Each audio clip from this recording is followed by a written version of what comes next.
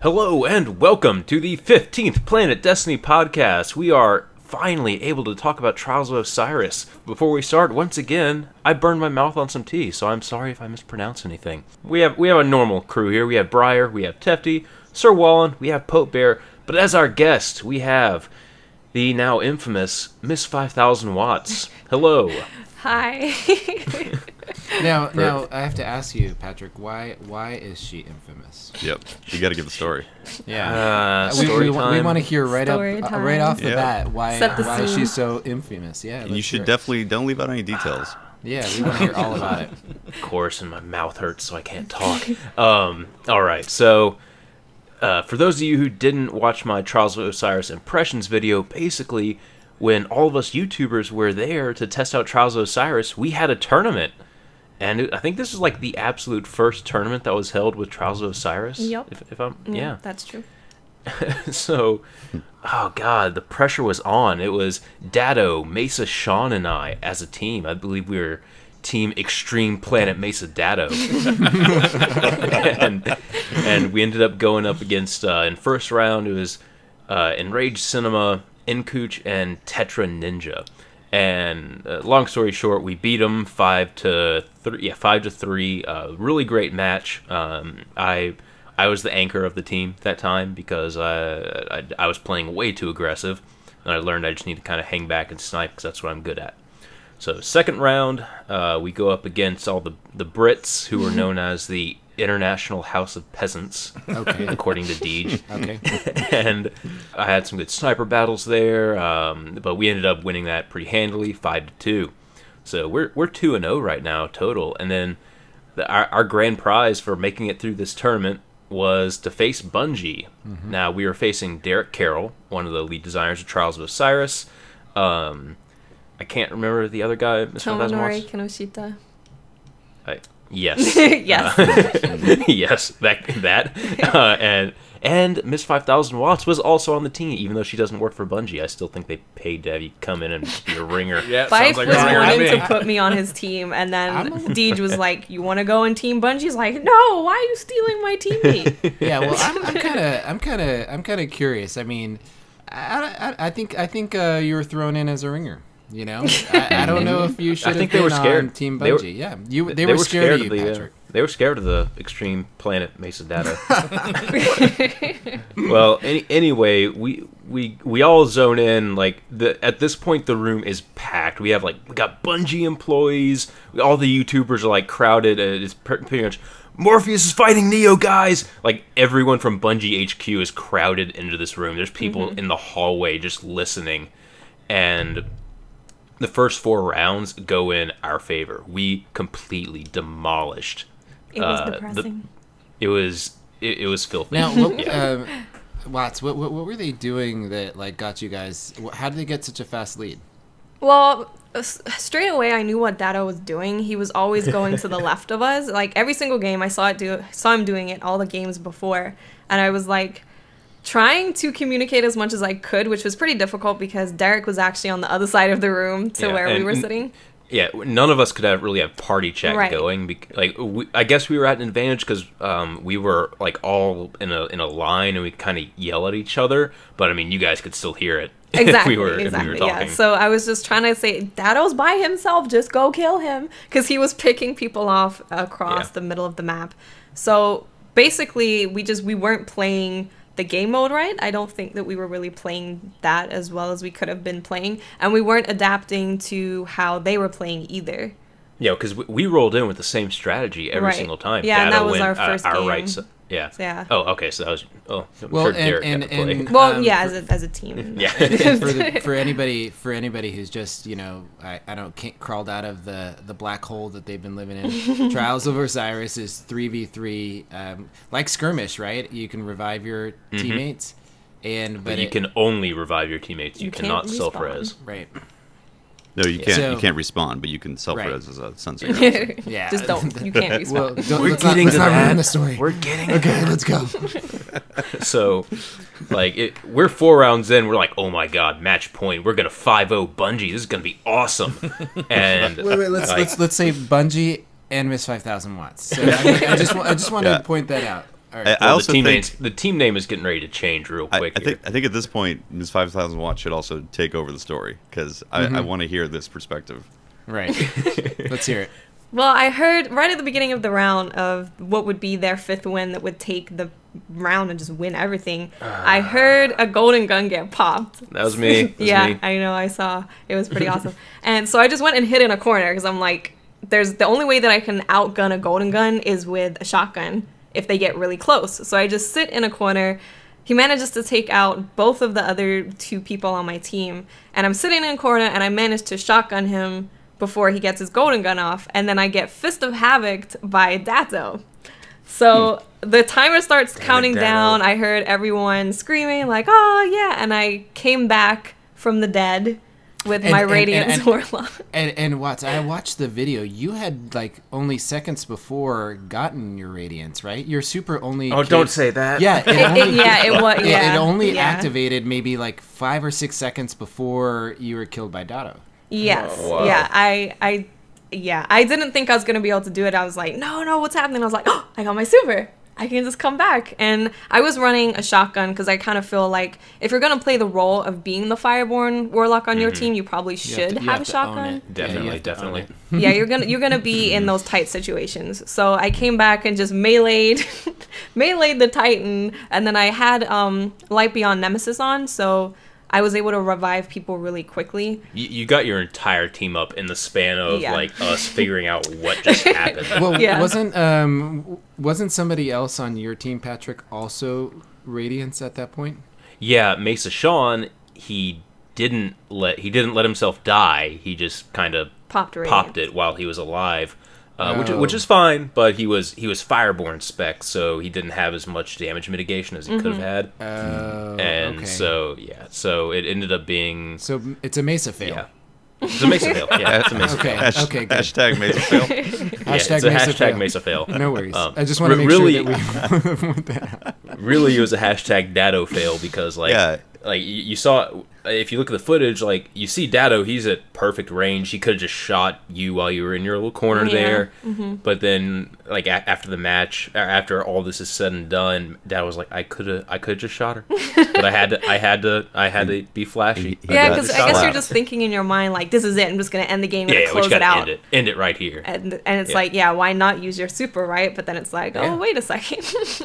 And there really is no better counter to a Fireborn, exactly. Than a Titan, right? Golden Gun or Titan Smash or Nova Bomb. Like you want big damage on them quick. And plus like if you go to damage the person that's doing Fist of Havoc, you most likely won't kill them because they take less damage while they're doing it. We won one of our other matches because Datto Titan smashed the last guy while he was eating 2 Golden Gun shots. Wow, that's awesome. Yeah. So what happened after you rose from the ashes and slapped Datto in the face?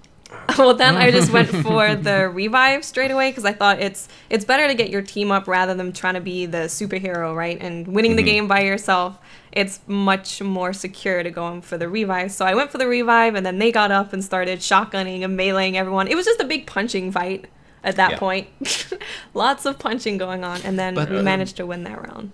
Right, and then it like something happened, like the momentum shifted. I watched the videos from both perspectives, and it's crazy how fast the momentum shifted. Yeah, we were scared. We were scared. Did you break their will? Is that what happened? You broke our will. Something happened. What happened, Patrick?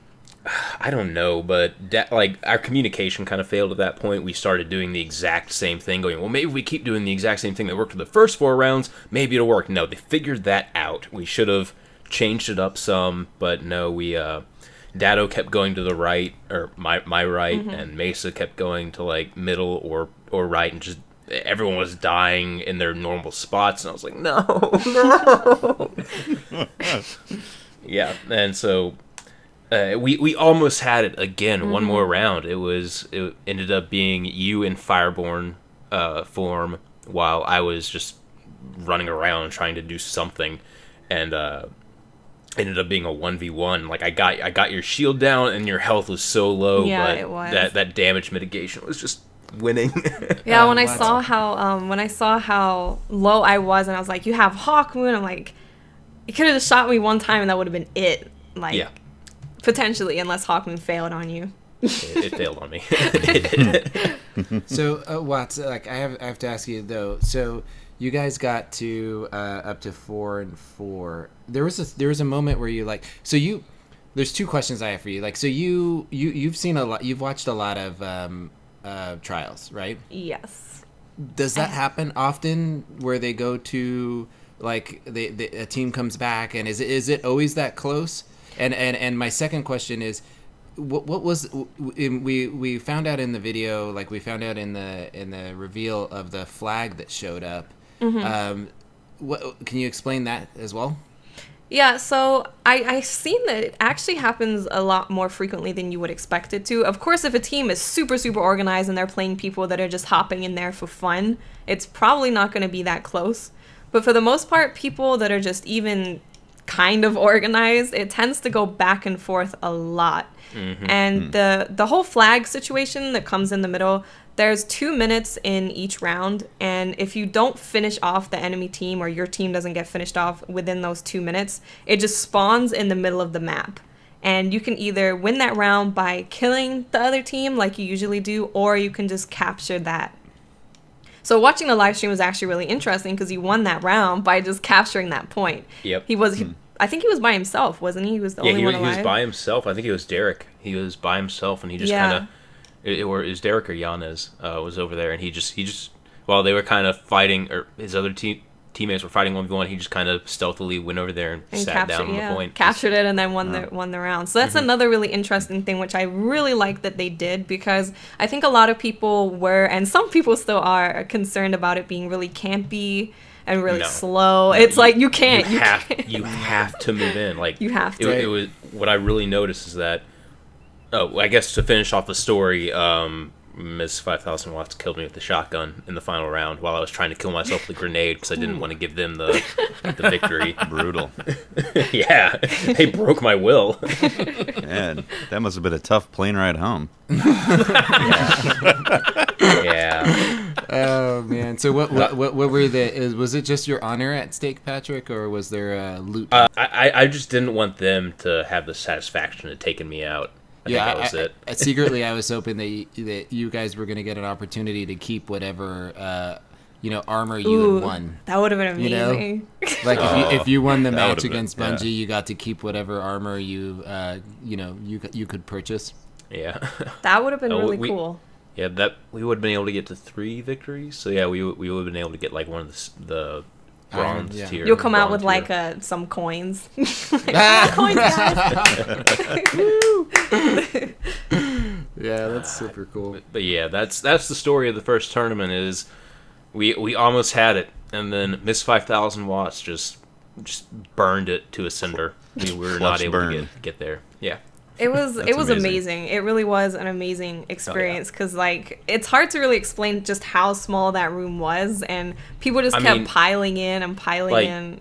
Like maybe 10 feet wide by 15 feet long. Like it was like basically enough to have 6 people sitting down at small containers or small little cubicles on each side, 6 people to a side, and then a small walkway in between. It was packed. It was packed, and people kept. I guess they heard that it was the final thing of the tournament, and more people kept coming and coming. It was so loud in that room too. It was. We could not communicate that last round. People were just apparently, it was so hectic that apparently, and going back and looking at the footage, if I had just run away from you guys, my golden gun would have been up in like 5 seconds. Oh no! Yeah. So I probably could have maybe done a golden gun. Instead, you decided to sit on a grenade. Yes. Yes. Hung by your own petard. Yes. Actually, I think someone on our team had golden gun up as well. They popped it like right as the round ended. He was like, "I had golden gun. Why did you kill him?" Well, getting a chance to go up there and take a look at it early. My first feelings were that this was going to be perfect for like esports or like for Twitch streams and tournaments. Just the excitement level of just having when I played it, all 6 of us were in the same room. So we could look over at each other and just talk just mad trash. Yeah. And, screen watch. That was one of the fun parts about doing it. Yeah, so I just feel like there is the potential here for some really interesting live stream events. Well, I you know, completely that's, agree. Absolutely. yeah, that's something that when they did that stream, I was like, they're showing this amazing esport type of setup, and Right. yet we're not getting those tools yet. Because that tournament looks amazing, and if we could set up tournaments like that on the first Trials of Osiris when it's released, like people would be doing that all over the country. I think. Well, D just said that private matches are probably coming. Yeah, Right, they're but- definitely putting things. them in for sure. But are they? I mean, it's not gonna. I don't think it would come until probably over the summer, right? Or Comet. If I was a guessing man, I'd probably say with Comet because Yeah. it would probably require some networking retooling. You're because- looking at a pretty big update to make that happen. Yeah, because Yeah. that stream was so entertaining to watch. It and really was. I would like to watch and play and stream Trials of Osiris all the time, just because it's Yeah. so fun. Yeah, I would love You to know? watch. I love watching it. Like being able to watch it so much, I'm just like, it feels like a tournament every single time I'm watching Trials of Osiris, which is Yep. really hard to find in even the most competitive games. You don't feel like that all the time. So I think that it Yeah. has the potential to be really fun to watch, which could get a really good esports backing behind it because it is so fun to watch. Right. I think if they with Comet introduced something like capture the relic or destroy the oracle or whatever they would call it, I don't know. But if they introduced one more objective based game mode that had competitive rule sets to that hopper, you would have a pretty strong tournament. Like, because you always want to have a mixture of Slayer-based game type modes and objective game. Yeah, mode. I agree. Yeah, capture the flag was always huge for in tournaments. In my, Kill in the my oracle. mind, That's a good idea. yeah. In my Yeah, mind, that sounds awesome. in my mind, it's kind of like it's a mixture of VIP or you remember from Halo, where yeah. someone had the skull and they were Yep. essentially out of the fight, and the other two they could melee with it. And they had some abilities. Well, so what if every team, spawns on each side of a symmetrical map, and there's an oracle or a relic, Right. in front of them, right? Whether it's the sword or I'm thinking the one from Vault of Glass, and so one Yeah, of the the shield. three of you has to pick it up. So you get some movement abilities when you pick it up. You also get your super to shoot the bolt of lightning, right, or the shot. So your team could either play back and build up that super and try to go for the jumping shot at their oracle on their side and then destroy it for a point, or if you fought your way to it and destroyed it with a ground pound, you would get 2, right? My God, So- this sounds amazing. I mean, That wouldn't does that sound be good. That really wouldn't does that sound be- good. So I think really creative, a really creative objective based game mode would would be phenomenal. Yeah, in addition to yeah. trials, yeah. In addition to elimination mode, yeah, that would be amazing. Wow. Wally, you have a lot of experience with esports and stuff. What do you think about trials as from what you've seen? I mean, I'll be sort of the devil's advocate on this one. I think Trials looks great. I think the new UI is a step in the right direction in sort of how everything is displayed to character. It helps both the casual and the competitive player base. But I will say that Destiny is incredibly unbalanced in terms of weapon types and supers. And that is an opinion that is sort of reiterated by a lot of the Halo pros that came over initially. And I think that while Trials of Osiris is definitely a step in that right direction, it's definitely a step they want to take. I really don't see Destiny being that esports title until they really do look at some of the weapon balancing. Typically, the exotics are something always in question. The supers are another thing in question. I know the counter argument to that is always that the supers and the exotics give Destiny its unique feel, and I definitely agree. But I'm overall impressed. I think Trials of Osiris is nice. It's got that Counter-Strike-esque kind of feel to it. It's a team game type where it's not just like 6v6 control or anything like that. So it's going to be very interesting to see what Bungie goes along in the future with this as well. Yeah, Wally, two things. I agree with you coming over from the Halo side. Like, the best weapon for a primary in Halo, primary in quotations because you could swap weapons, was the DMR. You have a 5-shot right there. And here we have 2-shot primaries in Destiny. But elimination, though, makes it so once you're down, the the whole element of having to revive a teammate and then get them back up just to try to wipe the other team for a round, I feel like it balances it in a really unique way with the Destiny elements of having, yes, there is a lot of unbalanced guns in the game, but the fact that you have to wipe that team and you can't respawn really, I don't know, I just feel like there's a strong balancing factor in that. Not that it completely balances it, but to a point where, oh, okay, I see. Yeah, if you got wiped and you had Golden Gun up, but you didn't pop it, well, you could save it for the next round, and you're not going to be able to use it this round to save that round. You know? True. It's really interesting because the fact that it is 5 rounds as well makes it really interesting because you have the heavy ammo round and then you have rounds where people have their supers and it's, do you use your super now or do you use it later when they maybe pop a Titan bubble or someone has come back from the dead as a Sunsinger? It adds so much more depth to the gameplay rather than just how it is right now in Control or Skirmish or whatever. It's really just a totally different experience to what we've had.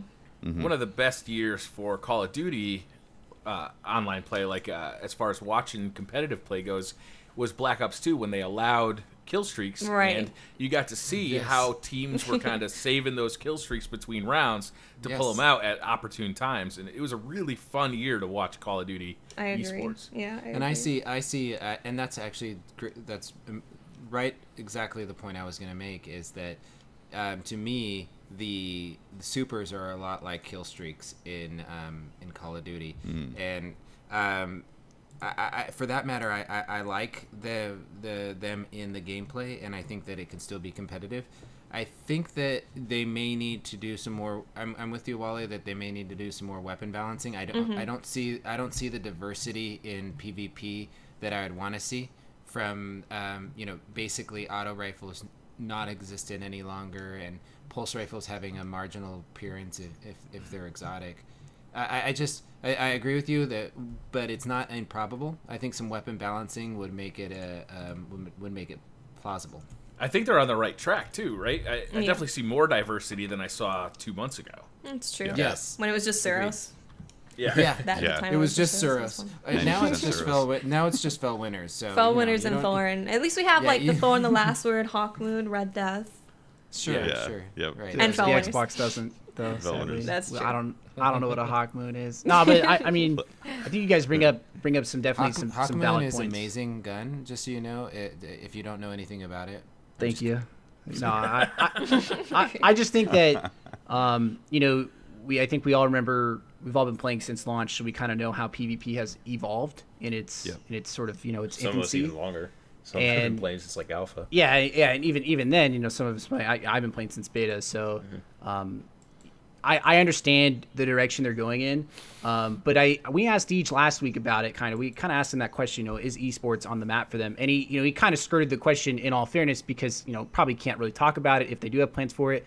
But I honestly think that his best answer for that question was really that the competitive PvP crowd is not the entire population of Destiny, whereas you go to other games like Counter-Strike or even League of Legends or Call of Duty, a majority of those players are not really playing casually. They're playing to be competitive or for that competitive experience, whereas Destiny has the other facets that sort of reinforce its playability. That's true. I think it's really tough for them to, how do you as a large scale company, how do you shell out a budget to say we want to put on money for a bunch of players to come down and play PvP, but anyone who raids or has a good time doing patrols or anything like that, you're kind of left out. Yeah, just look at the numbers for the live stream, though. I mean, they had so many people watching that live stream. That's true. Just about one PvP mode. That's telling. I think. I was really happy to see that. That shows you how many people are really interested in PvP in Destiny. Yeah, I actually also have a very counter happy to see argument real quick. There's the enticement of getting the world's first for a raid, and that fits somewhat in the competitive level, and that's a PvE thing, And then they get to be the famous clan that did it first. Yeah. Exactly. Well, I think So I want to hear Trials some is tips and definitely- tricks. Go ahead. Oh, Go ahead. Yeah, quickly. Trials, I think, is definitely going in the right direction, and I don't know when Bungie will be at the point where they can be like, okay, we're doing esports, here it is, guys. But I think that with the introduction of Trials, maybe we as a community could start doing something. We kind of need private matches before we can We've really already do started anything. You've already started to see the community do we have, that, yeah, honestly. we have. And I think Yeah. that with Trials coming, we can definitely start moving it into a direction of doing it on a bigger scale and really putting together some tournaments. And when Bungie picks it up, we'll probably already have a good amount of groups that are already doing it competitively. If they give us private matches, Bungie really doesn't have to do much. It's true. We'll Yeah. just do it The community ourselves will and just we'll take stream care of it. Yeah. Yeah, honestly, I mean, I think that's the biggest thing. Like, did Bungie host? I don't know this, so Wally, maybe you know this. Did Bungie host a bunch of Halo Reach competitions, or were those all separate? I think from what I understand, from what I remember back in the day, like Halo 2 and all that stuff, that was all Bungie had an active play in that, but it was mainly hosted by external communities like MLG and a couple others. Yeah, so I mean, it would go that direction. Like they would just give us would go that direction. They would give us the means to an end, and then the communities would erect all these awesome tournaments. Like Riot is really the only company that, you know, they pull in a revenue of like $1 billion from solely their esports stuff. Right. You know, so they're really one of the only few companies that can show that ROI to their investors and everyone like that and be like, look, you know, it's just different for an FPS. I mean, FPS is, you need sponsors to come in. You need external companies like UMG and even YouTubers and streamers to really get in and support it. And like you guys are saying, the community aspect is super important. Like, I know for a fact that if they bring in any kind of spectator mode, I will jump into casting again so quickly, because that is so much fun. I really hope they do. I really hope they bring it. I will join you in that Sir Wellham, because Hell yeah, dude! It's like Triple Wreck and I, even though like we did it just for fun one night when we kind of did it alongside our own game. It was so much fun. It is cast fun. a game. It is fun. Yeah. Yeah, it's a unique experience. And you know, as sort of, you know, you guys are community leaders as YouTubers and streamers in sort of that respect. A lot of the community kind of looks to you for guidance and their information. And that kind of goes the same way. You're kind of the filter in a way to Bungie, I would assume. Bungie takes in a lot of information, but you know, you guys act as that filter. So if the community does band together and say, look, this is something we actively want to see, maybe not immediately, but when you guys have the resources and the time, I think it's something Bungie would be receptive to at least trying. Yeah. Yeah, I agree. So when I get into Trials of Osiris, I want to hit the ground running. I want to know from Miss 5000 Watts and from Patrick, Yay. what are the pieces of equipment I need to bring in, and what gear do I need to bring in, and what's the strategy I want to use right at the Okay, beginning? bring in all white weapons and all white gear so I can farm you. So I can farm you to the ground. Just so you can be extra special when you win. Yeah. Okay, so Trials of Osiris is it's like Iron Banner, power matters. So you want to bring in, you know, the best, the weapons that you're most comfortable with. And Ms. 5000 Watts, you can probably, or Watts, I'll start calling you Watts from now on. Okay, let's do that. Team dynamic, you put out a video on this, so maybe you can go into that a little bit more than I can. But you don't want everyone running like hand cannon shotgun, because then your long game's going to be bad. You want everyone going sniper, whatever primary, because your short game's going to suck.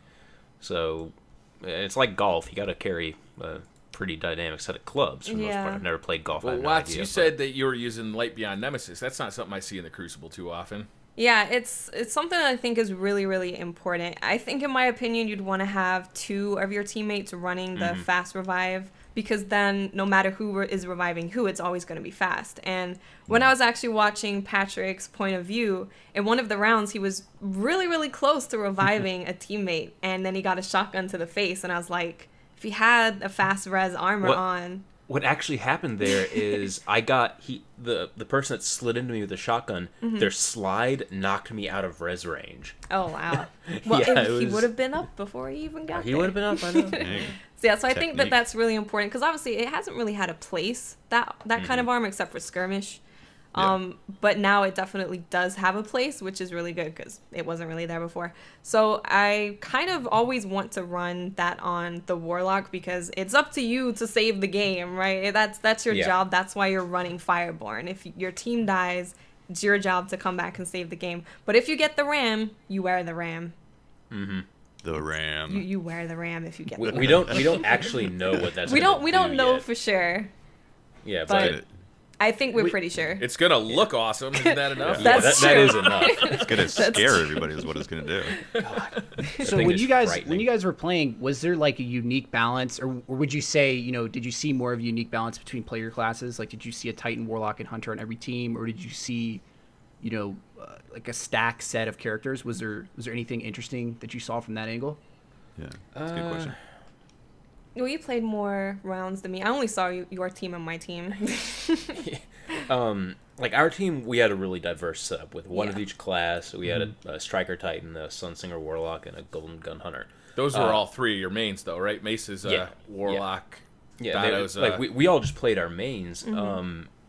You will want to take into account class balance, I think, because some supers from other classes just bring a little bit more to the table in terms of this. I think I saw one of the players on Bife's team was running a Defender Titan, and that was really interesting. We saw that in the stream as well. Like, if you absolutely 100% need to get a res off, you can pop a bubble on top of someone while you're taking damage, mitigate that, and guarantee that res. Or if, push forward a little bit, pop down an aggressive bubble, get Armor of Light going for your teammates so you can be a little bit more aggressive there. Right. I'm going to be interested to see how, like, Voidwalkers come into play there, because Sunsinger res just seems so good. And not only that, but like compared to I really like their grenades, and you can burn people, and you can stack that with Thorn, and there's so much with the Sunsinger that I think is really good. And their melee, having the one-shot melee when they're in Radiance, kind of good. Kind of good. And also awesome, with the yeah. Voidwalker, obviously you have like an AoE thing. So yeah, you can take out one person and then push with that, but I kind of feel like if you're going to be a Warlock, you might as well be a Sunsinger. Yeah, like the only time that I'm thinking you want to see a Warlock is like when you want to push up to a heavy and then toss a Void Bomb onto it. That's true. That's like the only time that I really thought, oh god, there's a Warlock pushing up to us, and that's the Voidwalker. Damn. Yeah. It's really interesting though. It's really interesting. I watched Triple Rec make some pretty good plays with the Blade Dancer, but I wonder how strategically viable the Blade Dancer will actually be, because you're out there on your own once you do that. You do have a pretty hefty damage mitigation with it, so that is one thing. It's kind of consider. something I wanted to do a video on, like Gunslinger versus Blade Dancer in terms of Trials of Osiris, because there's something that you have to consider in the fact that most people, especially in the first week, are probably going to be 32 and a half, maybe 33 if you're lucky. And most people are going to have their exotic primary that they want to use in Trials be max damage. So if you're a Blade Dancer and you go running in there just by yourself going against, most people are going to be sticking together as well, you're probably just going to die. We also saw Triple Rec go in and he got Fist of Havoc straight away, and he was like by himself. So I think the Blade Dancer definitely has its place, but in that game mode, I actually feel like the Gunslinger is the more aggressive hunter and the Blade Dancer has to be the more passive hunter, because I think you should be popping Blade Dancer when you're in like a really tight situation. You need to try and have that damage mitigation to get to your teammates. You can move around the map faster when you're using the Blade Dancer. And also you can, obviously if you're on your own and you're being chased by people, you can pop that and try and take some people out. So I think you want to use it as more of like I'm in a tough spot, so I'm going to pop my Blade Dancing. That's interesting. That's a lot different than how I would use it in, say, Control. Yeah, it's totally different. And I was thinking about this. I've thought about it way too much. But I was thinking about it, and I was like, obviously with the Gunslinger, you can pop Golden Gun and go in and go boom, boom, you're dead, because you can actually have that distance from the enemy team. But as the Blade Dancer, you're going into the enemy fortress, and you're completely alone unless your team follows you. And yeah, so I think that if I was going to run a Blade Dancer, I think the grenades are really good. Because if you have, especially if you have a Sunsinger, they can throw the Firebolt grenade, you can throw your Arc Bolt grenade, and they're just dead. So dirty. And obviously Blink is good when you're in tight situations. So I think that the Blade Dancer's role in Trials of Osiris will be more of like a defensive, I have the skills to get away and kind of pull a game back from the brink of losing it. Whereas the Golden Gun is like, oh, I got Golden Gun, I'm going to go kill the enemy team. Even if you take out one person with Golden Gun, your team can push and take that round. And it's also a very alarming thing to hear. I mean, you heard on round 5, it's like, oh god. I'm like, oh god. no, sit in the corner. Ah. Yeah. That's an interesting perspective. Yeah, it makes me wonder how viable Blink shotgunning is going to be, and how many people go away from that just aggressive blink shotgunning when they come to the yeah, Trial you of can. Osiris. I was watching Triple Reg play like that, and I was like, this is not what you need to do, man. I think I remarked in our comments section at the very start, like he's gonna have to change it up because being an aggressive blink shotgun player, it doesn't really work. It doesn't work. Well, yeah, he did later on, right? Didn't he switch to an LDR or something like that? He switched to like or a Chosen. Some sniper rifle. Yeah. I can't remember what it was. Yeah, that's why I was saying I think it's more of a defensive thing. Like if someone on your team dies, you've got blink, so you can kind of blink around and avoid people, and you can pop your blade dancing to try and bring the game back. But even I play Arcblade way more than I do Gunslinger, and recently I've only been playing Gunslinger because I'm practicing. I want to make sure that it's perfect because I'm going to be using Gunslinger. Yeah, I'm going to be using, or I'll be a warlock. I'll be both. How about everybody's beloved last word? Is it as effective, you think, in this mode as it has been in the past? I think it's always going to be effective because it's just one of those weapons. But I definitely feel in terms of hand cannons that Hawkmoon and Thorn would probably be better just because of the engagement distance. Usually you are kind of at a distance from each other for a while. So the last word might be good when you get into tight situations. But if you want to play that role, you might as well take a shotgun. So you can have close range and long range with like a Hawkmoon or a Thorn.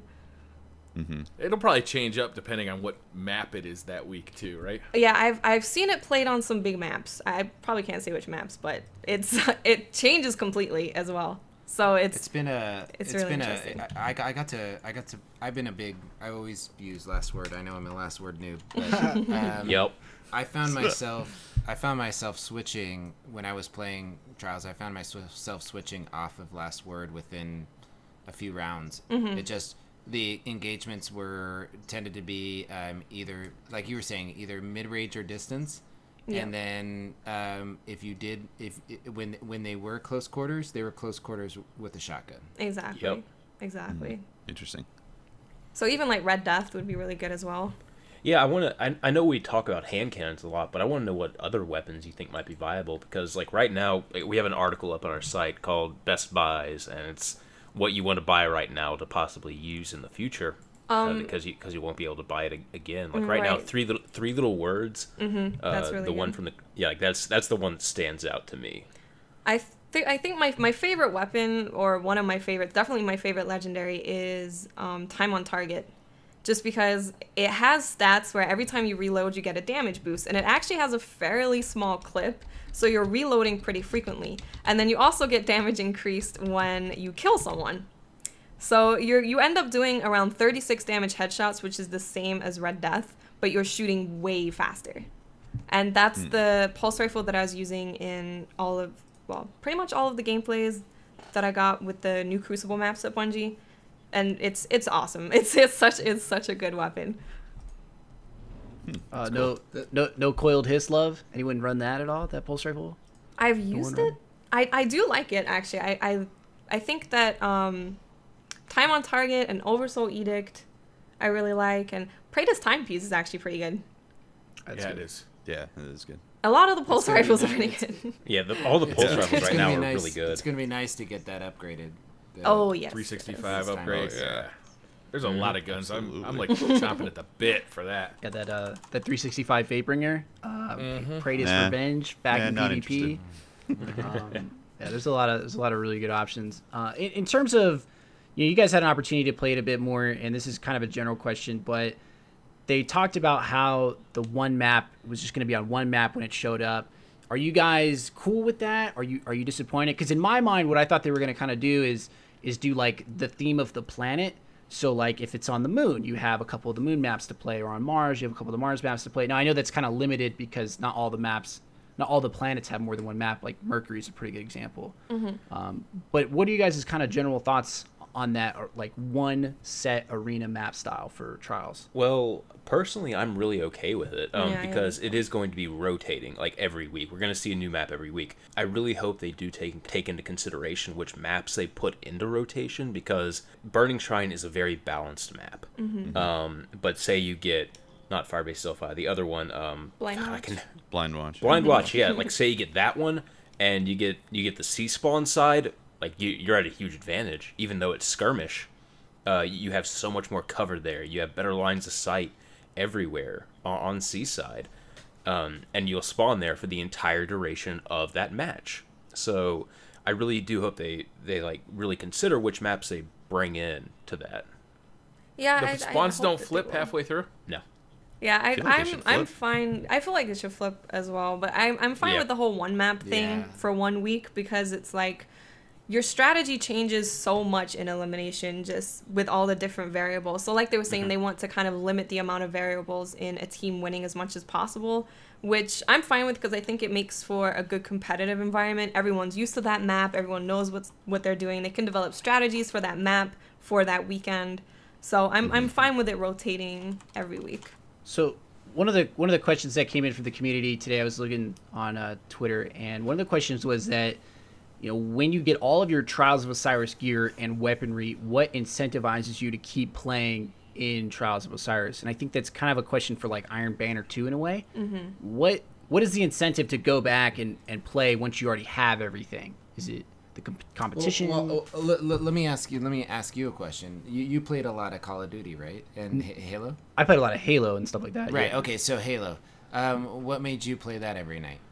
You know, I think mainly because it was the only FPS I had, and it was just an enjoyable. Oh, come on. There was other things out there. You could have switched. Trash talking your friends. No, I love. I mean, come on. There's all Teabag. this stuff. I'm an Xbox fanboy. Okay, All right. like All right. me So and here, Larry Herb let go me way back. answer the question, because you're not being honest with yourself. Okay, crushing people, crushing them, like competitive gameplay, like you know, just getting in there, mixing it up with friends, trash talking, you know, Like hanging losing out. 4 rounds and then winning 5 in a row. I mean, it's Those moments. I mean, Yeah, so that's I guess why you play. I guess that's what it is. To me, this concept, because I came purely from first-person shooters. I have never played an MMO where there was such a thing as loot grinding and, you know, all this stuff that Destiny has introduced me to. For me, personally, it's never been about the stuff you get.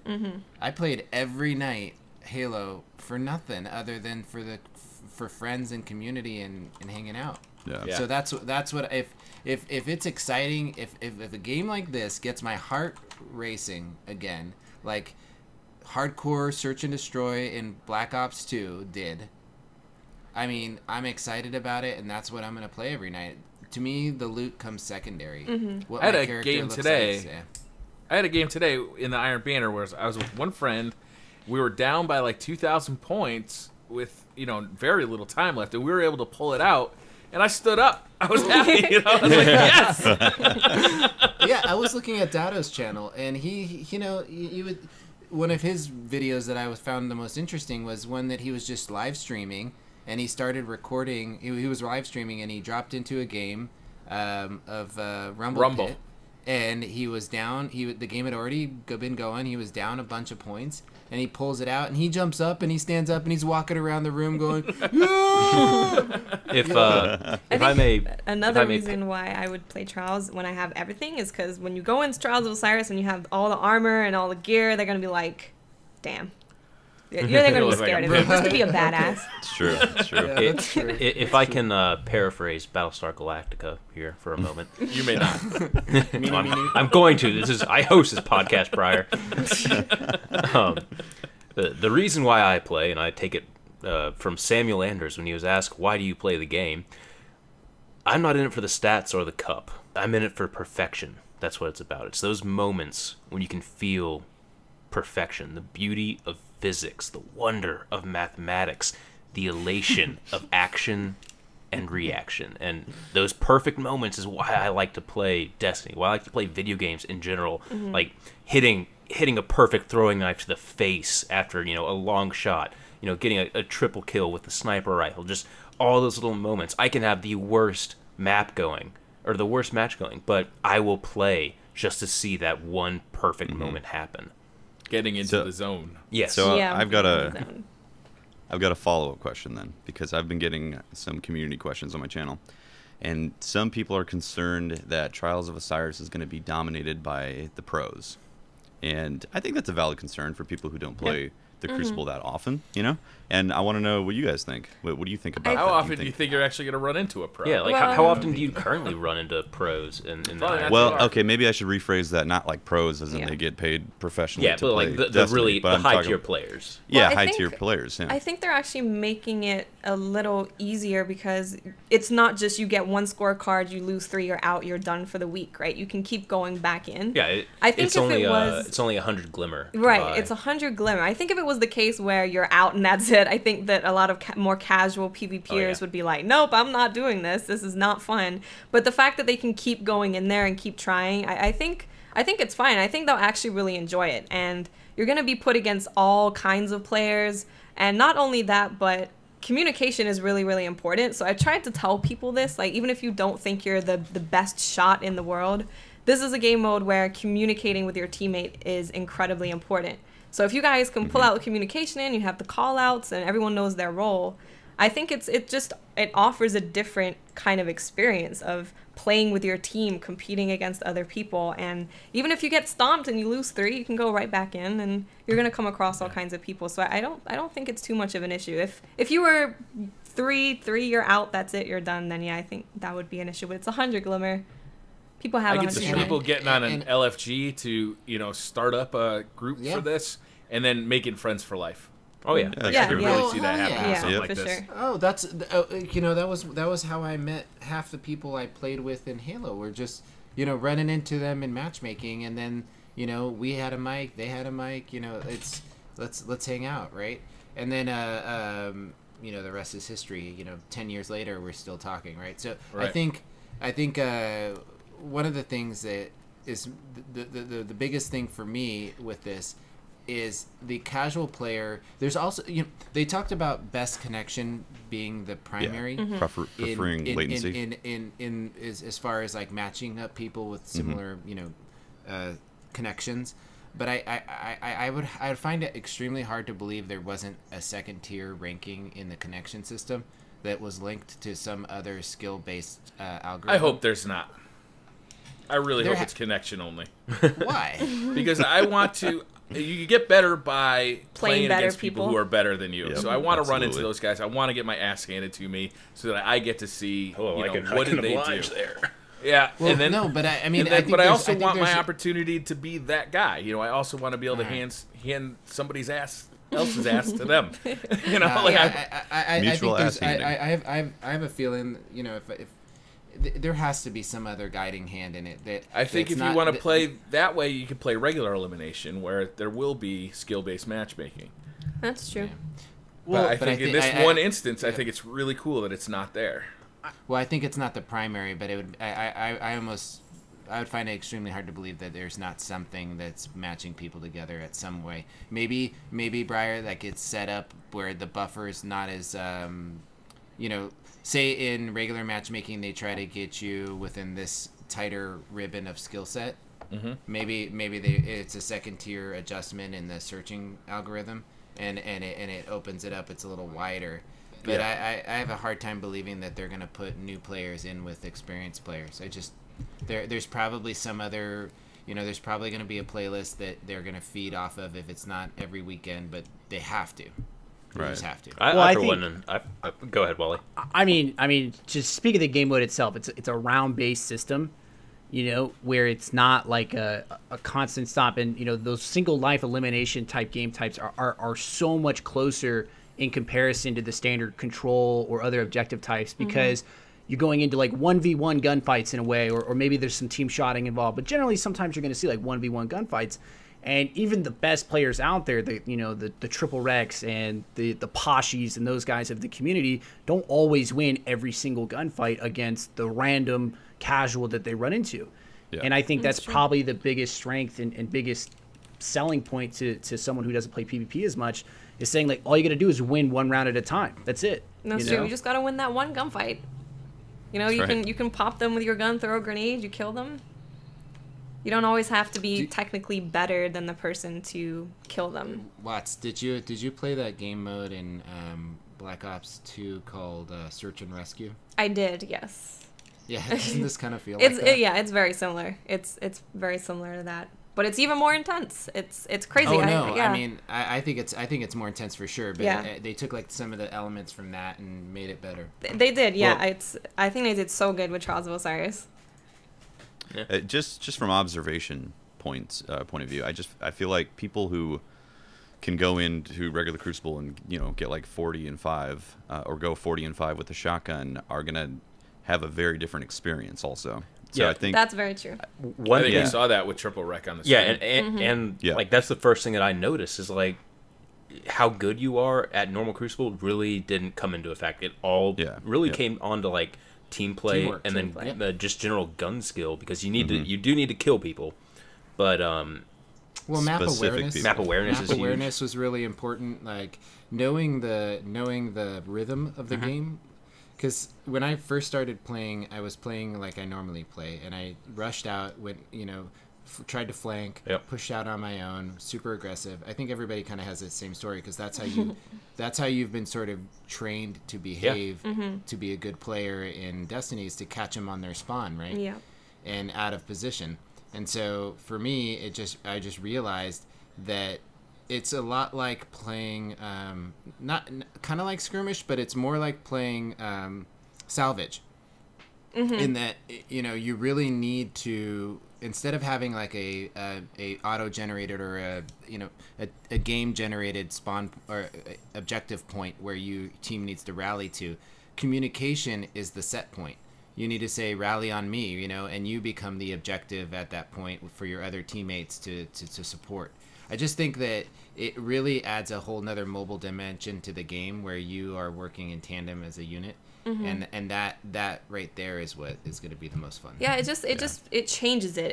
It's hard to explain for people that haven't played it because it is such a different experience. Like for someone to be a good PvP player in Destiny, there's so many different things. There's, knowing how to move around the map and your map awareness, how to be off the radar and flank and all that stuff. And a lot of that doesn't really come into play in elimination because you're with your team. There's only 3 of you. It's very hard to flank because everyone's sticking together and everyone's communicating and calling out to their teammates where you are. Obviously, it's pre-made teams, so it's a very, very different experience. Most of it comes down to individual gun skill because you are in those 1v1 situations and communicating and having a good strategy with your team. It's not what people think it is. If you're a really good aggressive Destiny player, you kind of have to change it up for elimination.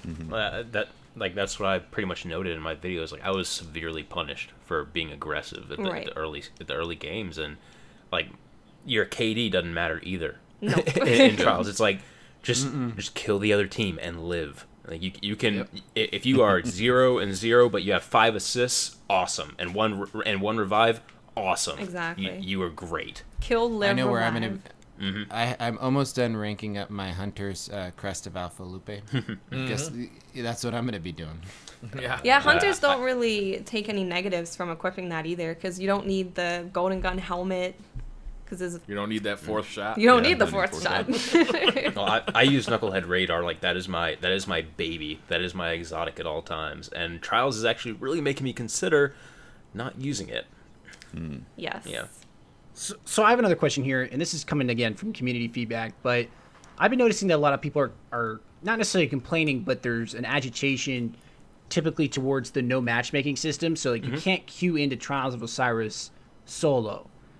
And I don't know, maybe you guys have sort of seen this, maybe you haven't, but like what do you guys think of that? Is that I know that shooting for the 3v3 play type is a unique experience that Trial of Osiris is what it wants to be. It wants to be that unique competitive experience that you can't get if you go into with a team of 6 and go into Iron Banner and play bunch of team of 1s.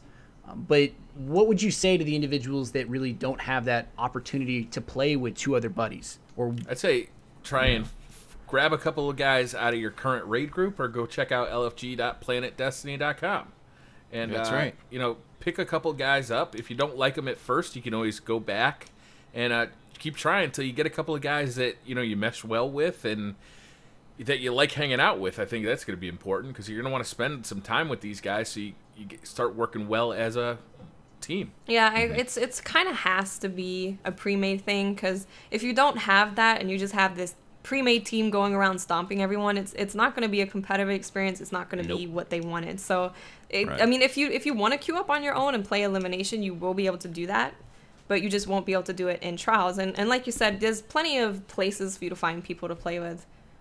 I mean, I see people in my comments section being like, I'm on Xbox. Anyone want to play? And they're like, yeah, sure. And they'll share game tags.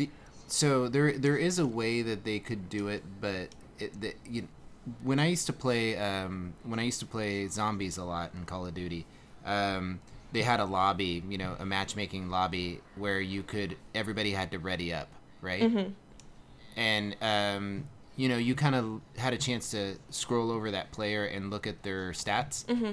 and if they had a mic, if they're not a kid, and for me, and their stats were good, I would talk to them and ready up, and if they weren't, I would leave the lobby and keep searching, or if I found one person in that set of 4, I would invite them to join me. And so I think there's a way that they could do it, but I don't see them. I agree with the way that they currently have matchmaking as just a one single lobby and they fill up people like in matchmaking. Mm-hmm. Without it being a lobby where you can opt in, I wouldn't want to be. I would never play to jump in and have some random jump in there because it's too much on the at stake. Even in Iron Banner, it's a pain to play with randoms. Nobody's talking. Nobody's got mics.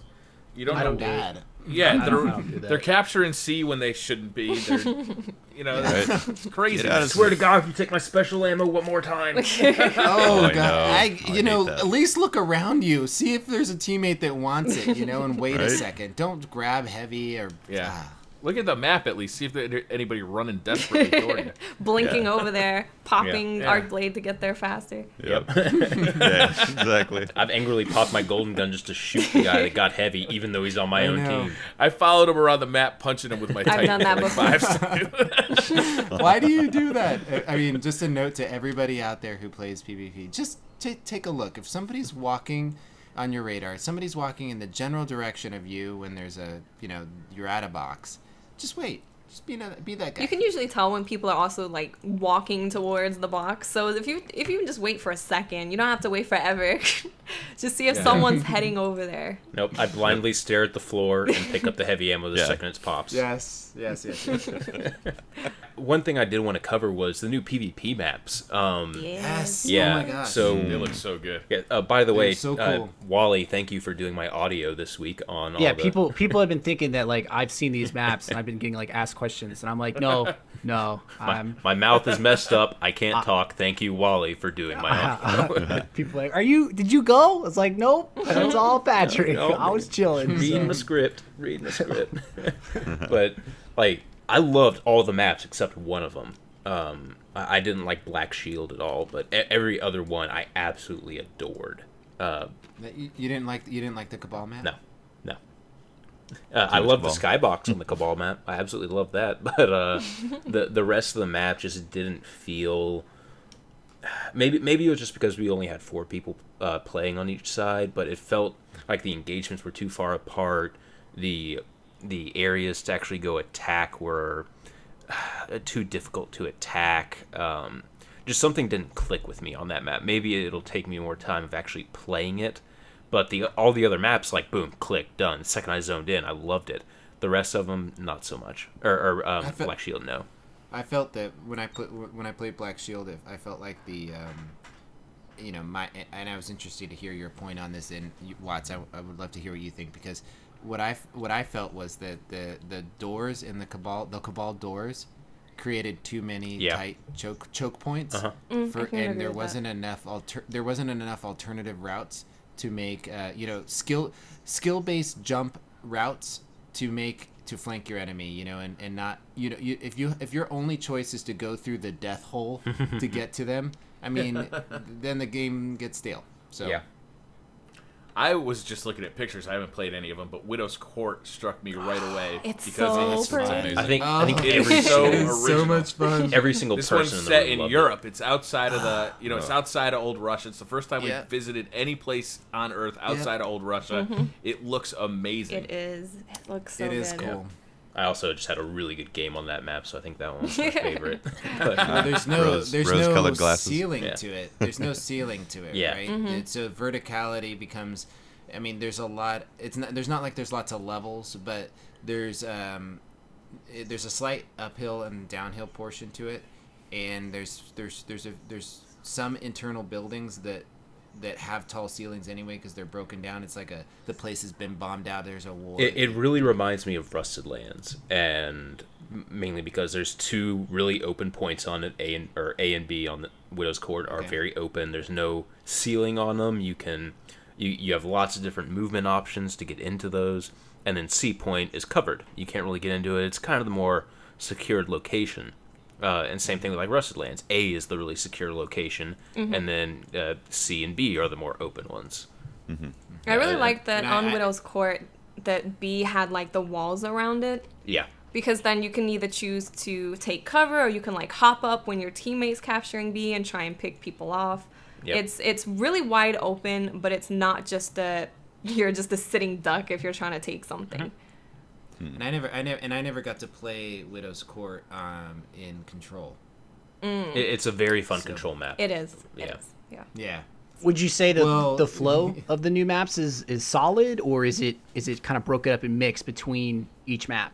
Can you generalize them? Is that possible? I would say, I would say that in general, the new maps that are coming out, they have a bit more distance with them because, we've been used to Anomaly and Asylum and all these like really close maps that we have to deal with. And these maps tend to have a little bit more distance between you and the other person, and also between each of the flags. There's just a little bit more space. So I think they're probably more medium-sized maps that we're getting. I really liked that's- the Venus map because, like, even though Thieves it was Den. Thieves Den, even though there was really tight corridors for the most part, it was still open to all weapon types. Like, I was sniping successfully. I was using hand cannons successfully. I saw some fusion rifles, a lot of shotguns as usual. But yeah, like everything was successful. That's how a lot of the maps feel. It kind of feels like you can just choose to do what you want to do. There's not like a map where it's like, okay, you have to use a shotgun, you have to use a sniper on this map. You can just play how you want to play on all of the maps. I really like that about all of them they've brought out. Especially if we had like First Light and Bastion taken away. It kind of adds a little bit more variety. Yeah, and I wish they hadn't have done that, honestly. I mean, just give me some. I hear a lot of people complaining about the wide open maps, but I personally really like there to be sniper maps. Yeah, even if they just made it to where they come up less often, but they're still in there, I'd be happy with that because it does switch it up. It changes what you're having to do instead of just. I want to be able to equip a scout rifle every now and then because that's what I have to do. Well, and that's the true. reason why I liked. That's the reason why I found that I really enjoyed using the Vault of Glass Vision of Confluence. Oh, I really enjoyed using Vision of Confluence in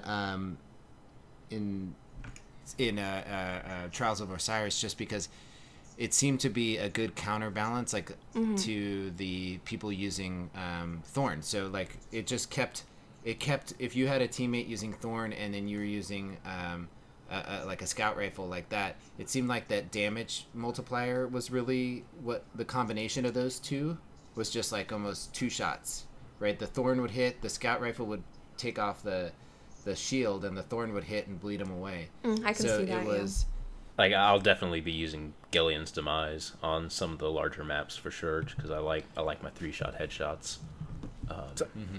You can throw on the dance pants and equip Mita. So much fun. So much fun. I swear, since the Trials of Osiris live stream, I've seen more Mina multi-tools Yeah. I have than to. I've ever seen. I have, yeah. That's awesome. I was wondering if that was going to happen, actually. That guy Yeah. was good with it. Yeah, he was on point. I never really saw him hit a body shot. It was all headshots for him. Yeah. Yeah. Well, like I said on Reach, like the DMR was a 5-shot, 4 right. to the body, 1 to the head, and that was the best weapon to use. So the Mida multi-tool kind of reminds me of like the ultimate DMR, The BR operated the same way in like Halo 2 and H3. You know, those were the primary weapons that everyone ran, and the power weapons obviously showed up at a certain point, but you couldn't switch to them immediately into a game. Yeah, So exactly. I love that about scout rifles. My question though is, did you guys have an opportunity to run some of the Trials of Osiris weapons at all? Did you get a hands on? No. No. You need- Could Oh, I did. Shut up, Pope. Shut can you up. talk about it, or can you not talk Yeah. about it? I guess I can. No, we can't talk about it yet. Oh my god. No, but Watts and I, we didn't get to actually play with them. We just we pretty saw much them, were like, right? here's your characters. They're copied over from live. Go have fun. You have 5 hours to do everything. All right, fine. Yeah. Yeah. So I guess I didn't get a chance to. Yeah.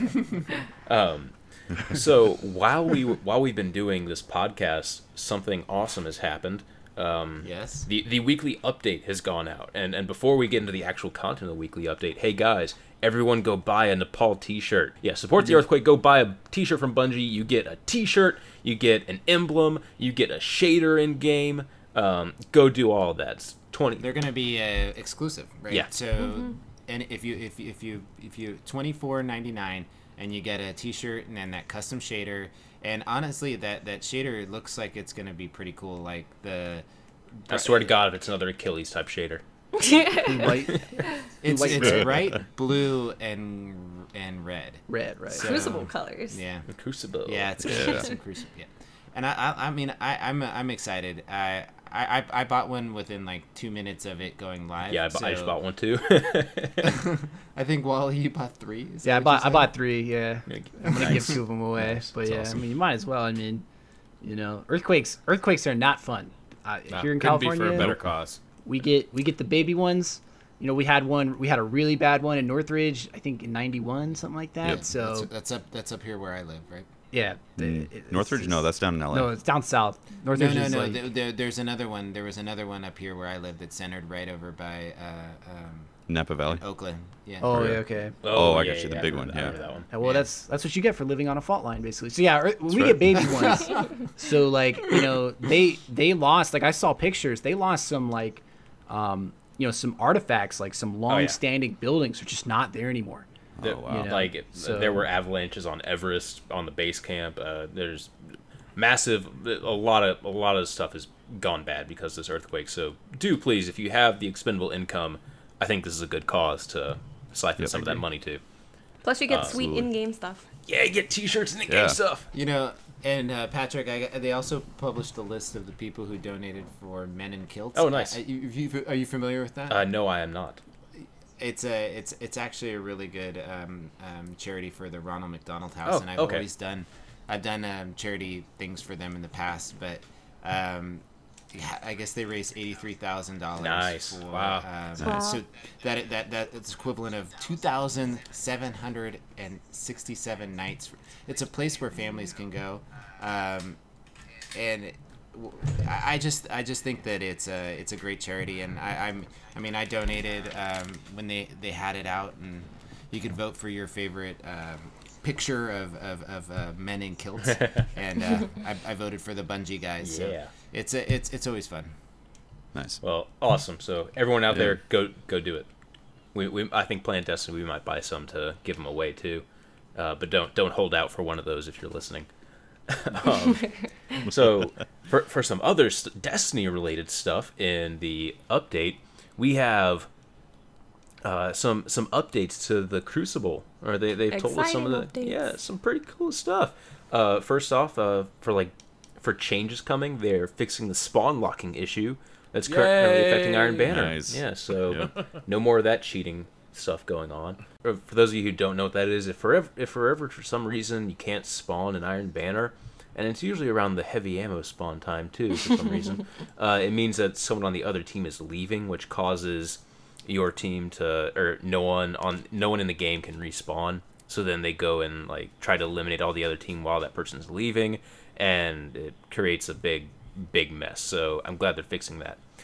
Legendary items will be added to post-game reward tables for all Crucible activities. Yay! Yes.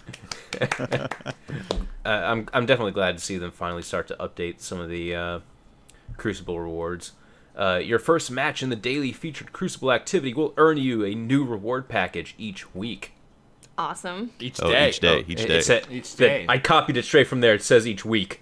I think they might have just changed it then, because I just went to it and said each day. Yeah, it does. Gotcha, It says Deej. each Gotcha. day. Yep, Gotcha. yeah, I saw it. That's awesome because there was basically no reason to do that. That's true. Wait, what exactly is the reward package? Do we know? Is it just like a Hopefully it's Crucible gonna be- package? Yeah. It'll probably be more like a what is Public it? The random event. event package? Yeah, public Public event event package. package, I bet. Mode, That's cool. ascendant material, So, something like that. I guess I'm happy about that. You guys might want to take a guess as to what would be in that package. Oh, we passage might coins, see some right? etheric light in there, maybe. A shard? Yeah. Maybe not. Maybe a shard. I think playing Crucible is going to matter more. You know, you might get things that help you. I don't know, get into trials or whatever. You know, there might be things that I think that it makes it now the daily becomes something that you want to do, right? And I mean, I have no idea what they would put in them, but I think that that's something that would make me want. They'll probably It's have gonna be the the coins. PvP equivalent of the daily heroic.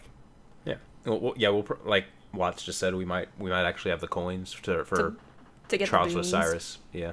Yeah, maybe. Let's see what other reputation and mark gains will double for Which each is completed insane. Crucible match. Oh my god. That is Insane. Going from insane. 30 That is to- awesome. It's that's gonna crazy. be Yep.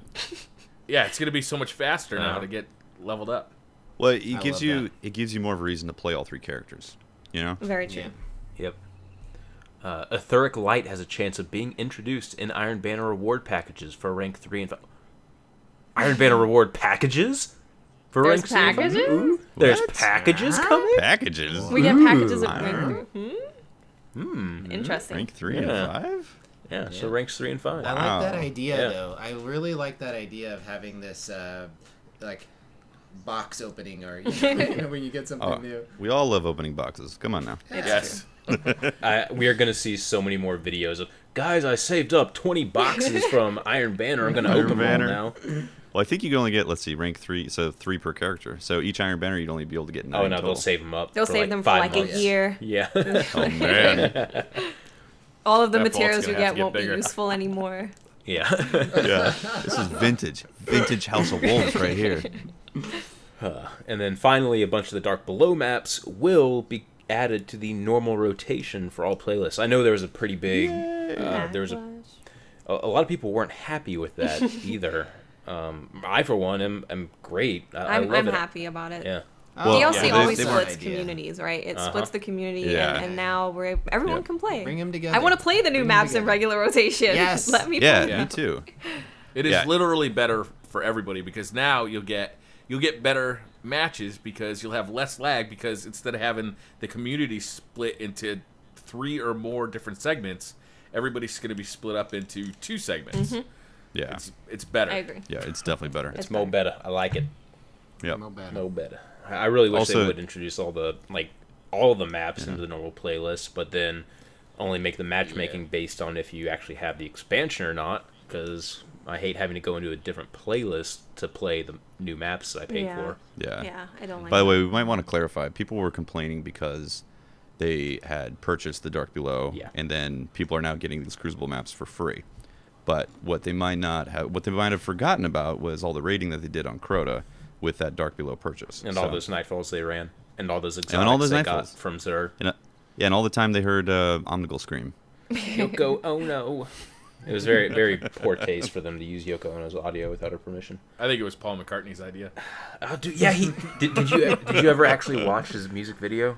Oh yes, Oh God, it's something else. the I won't. cringe. I'll reserve my comment. Oh, I'll comment all about it. The man's a legend, okay? All right? It's true. So you have to reserve I mean, your that's comments. what they were meaning when Bungie said become legend. Like, you become Paul McCartney. Paul McCartney, you know, he came back. He wanted to make it happen. Now all Bungie needs to do is just get Elton John in the mix. Yep, and also I see be a on lore Mars. video coming, Wally. There you go. Just real quick, in that video, they've got 3 Guardians sitting on Mars in the patrol, and then Paul McCartney is in like a holograph singing to them. It's like, aren't you in a militarized zone having a campfire right now? Didn't the Queen's brother just say good luck getting past like that exclusion zone and like how dangerous all these guys are? Turn that music off. Yeah. He's in Vietnam.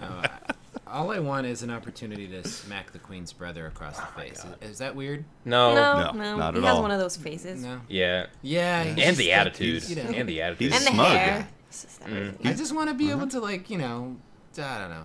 I hate the current, smashing. like the Gravebreaker, I think it is, Hunter set is based off what he's wearing. So like I have to wear the same gloves that he wears. I'm just looking at that stupid iPod dock on my shoulders. Like I want that away. I want that gone. When they did the reveal Soon, of Patrick. when they did the reveal of like the House of Wolves storyline, I was secretly hoping that, you know, during this overthrow of the Queen, he gets like killed. What? Oh, he's an integral part of the story. You know what I mean? No, he's not. Like, What? No. he has a role to play. Yeah. He will lick. Well, he had a role to play. We don't know if he still does. His role got He taken. throws some salt. He throws some salt in the middle of the story. You know, you got to respect that. You know. Wally, he's is there still some alive. lore-rated stuff like with the Queen's brother that we don't know about?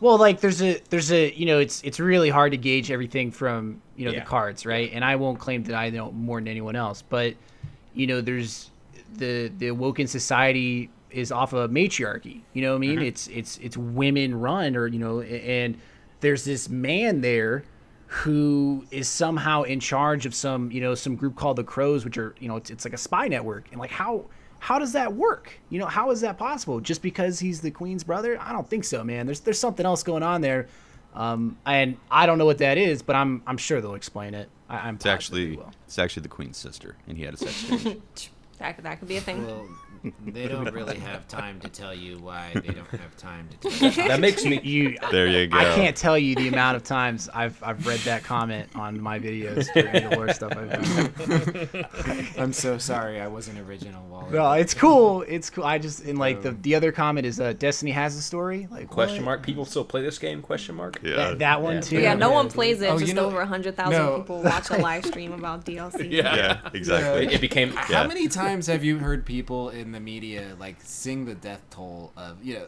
signal the death toll of Destiny, and then like the next day or next week, you know, there's like hundreds of thousands of people playing. No, the game. the next day they're posting a Zer video on that same site.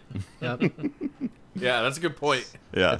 That's standard media, man. Really, you know, minus the YouTubers really that don't do it. I mean, standard media really just tries to get every audience. Great clickbait. It's important to realize too that true. these sites have multiple writers. You know, one writer might be talking about the death of Destiny, and the other one is so excited about it that he can't wait to get home and play it. Very true. That's true. That's true. And it's but I kind of think it's sad that I don't know. So the direction of and I know we're kind of going off topic, but the direction of magazines and writers of gaming sites, it just feels like it's a lot more clickbait now and a lot less like journalism. There's And less I money don't in know. it. There's less money in it, Yeah. I guess. Yeah. But Well, They don't have the editorial sections they used to have. there's certain magazines that I used to read or websites I used to go to, and I just don't go to them anymore. They're not like, I mean, one off the top of my head is I just stopped reading Kotaku. I just can't stand the Well, that you site. And, you know it's what? a lot of regurgitation of just press releases. yeah. I mean, you know what? You know, this is kind of going even further into that rabbit hole. But you know what Colin did from ESPN, right? He went on that whole long rant about how he's never gonna want to cast, Yeah. you know, or cover Yeah. nerds playing Yep. a game. But I guarantee you that kind of negative publicity, like, maybe worked in ESPN's favor. So there's a reason, you know, to the madness why. Because there's some people who like will feed off that, like, I hate Destiny, I want it to fail, and then there's some people that love Destiny and obviously want to cherish it. So they have to sort of respect that in the masses, that there's not just one uniform opinion out there, as much as I want there to be. You know what I mean? That's true. But I'm pretty sure Colin committed his career suicide doing that because he never, said some. never He did, cast especially a when League of you're Legends talking game. about kids who, like, if Blizzard wants to hold a tournament where they're going to give a scholarship and pay someone's tuition for winning that tournament, That's right. why is that a bad thing? Someone's getting a free education Absolutely. right there. I don't know, Magic the Gathering used to do that, I think. Yeah, loads of people. Long time ago. Get the topic a little bit more back onto Destiny. I know some of us in the chat here can't speak about it, but those of you who can speculate, how excited are you to start hearing about Prison of Elders? I'm so hyped. You can't actually put it into words, Stefty. You can only That's right. I can only grumble. You can only grumble and grunt. Oh God. It's on Wednesday. We get to see it, right? Professor Brogan will be doing the stream with him. Awesome. I mean, personally, I think from a story standpoint, from a lore standpoint, this is like the biggest thing that I really care about. It's going to be interesting to see how they kind of, because the visuals do a lot of storytelling too. There's always that argument that the planet or the environment is also a character in the story. So it's going to be really interesting to see kind of, because they were talking about how the Awoken are this utilitarian society and there's crap everywhere laying around. And it really speaks to that. It's going to be really interesting to see kind of is it really a prison? Like if it is, how did all these individuals escape? Like how is that possible? I just because I played it, I do want to hear the lore surrounding it now. Yeah. Just so I can understand what I've played a little bit more. The Prison of Elders is just kind of a twisted place, right? They just throw aliens in there. Yeah, lore-wise, I don't know. I really don't know.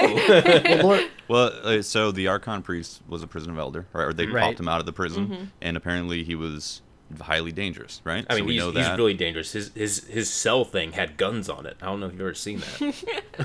That's true, yeah. But and also he was, they restore his soul. So his soul is in the ethers, and they bring it back into his body. And apparently they can restore these highly lethal beings that are extremely dangerous, and that's really interesting that there's a whole prison of them. Right? I know, lore-wise, there are some very strange things that are in the reef. Apparently, there was a space station that they found that was built to basically probe at the darkness to find out stuff out there. Event Horizon. Yeah, basically, it sounded like Event Horizon. So yeah, I'm just interested to hear about the lore stuff too. That I'm sure they'll reveal. I'm interested in the politics too, man, because the reef and that people haven't necessarily been super friendly to the tower and the Guardians in the past. You're talking about that space station they found. If I'm correct, I think you're talking about the Dead Orbit one, and Dead Orbit vessel went in to investigate this space station, and they were tailed and fired upon by Queen's Guard ships. Pretty much, yeah. And now all of a sudden the Queen wants our help because her reach extended beyond her grasp. You know what I mean? It's going to be interesting to see how they explain it. I'm stoked. I'm definitely stoked. I'm looking forward to just find out what the gameplay is like. I'm dying to just know what it's like. I'm so looking forward to getting a new gameplay experience out of Destiny. I mean, Trials of Osiris is great. It's a new type of PvP, but it's still PvP. This is different than anything else we've gotten inside of. So I'm just pumped. I am wicked excited. I can't wait till Wednesday. I'm almost half tempted to just not watch the live stream on Wednesday, so it's a complete surprise. You're gonna want to watch it. When it opens up, I'm gonna watch it. Briar, we got a podcast to do where we need to talk about everything. You better watch it. But yeah, I can't wait. I mean, just getting a new type of PvE game type is going to be amazing. That's huge. Yeah, I'm thrilled. I can't wait. I'm ready. Exciting. Oh, I'm ready for it. I'm glad Bungie's still building the hype for it. I think they've done a really good job building hype, right? Everybody was pissed off when they heard there was no raid. Straight up angry. Yep. Now nobody's walking around angry. People are pumped People are just up for Trials of Osiris. It's completely gone. Yeah, they've done really well. I think they also do really good with when they show new stuff to people, they don't show you everything. Yeah. For Trials of Osiris, for example, we don't know what you get when you get 9 wins on your scorecard. Yeah, that's one of the things that we're all speculating about. And then they put out the teaser too after. They're hey, I guess we didn't see what you get when you hit 9 wins. Oh, shucks. Yeah, I'm definitely interested to see what we get. Maybe that's where we get Fate of All Fools from getting our first 9 wins and we get the exotic bounty to that, or maybe I think there was something that they said about you can enter the halls of Akhmtet or something like that. Maybe you get to go there.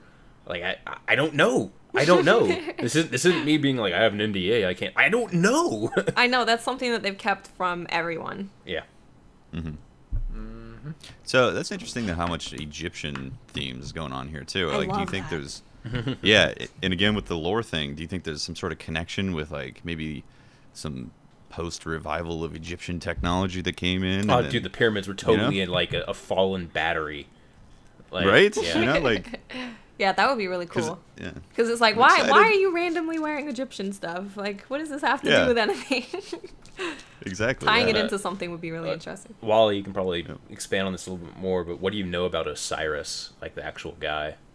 So from what I know, he The warlock, is right? he's a warlock. Obviously, I'm like 100% sure he's part of the Praxic Order as well. Maybe not there, but he was a part of the World's Grave. You know, he was investigating that information on the Hive and stuff like that. And then that's it. He just gone after that point. Completely disappears, investigates the Hive, and then completely disappears. You see the same thing kind of with Toland. You know, he's investigating the Hive, kind of reappears with Eris, and then it's not really said that he's dead. A lot of people think he is, but, you know, it's weird with some of these, you know, really integral lore characters that are still alive. We don't see them at all. Yeah. You know, they're kind of just mentioned in passing. Like, Osiris is really the first time that we get a feel for that character that's actually mentioned, because he has these disciples. We've heard his voice as well in we have. one small audio clip. Yeah. So, I mean, I hope that with the reveal of Travis Osiris and how you can kind of delve into it, you're going to see a lot more information about him, because he is one of those characters that, if you read the lore, people do attract themselves to because he's interesting. And we're playing So- his trials. Like, Why is he holding these trials? why does he have trials? Yeah. And why are we playing them? Yeah. I'm And hyped getting for that. Egyptian armor.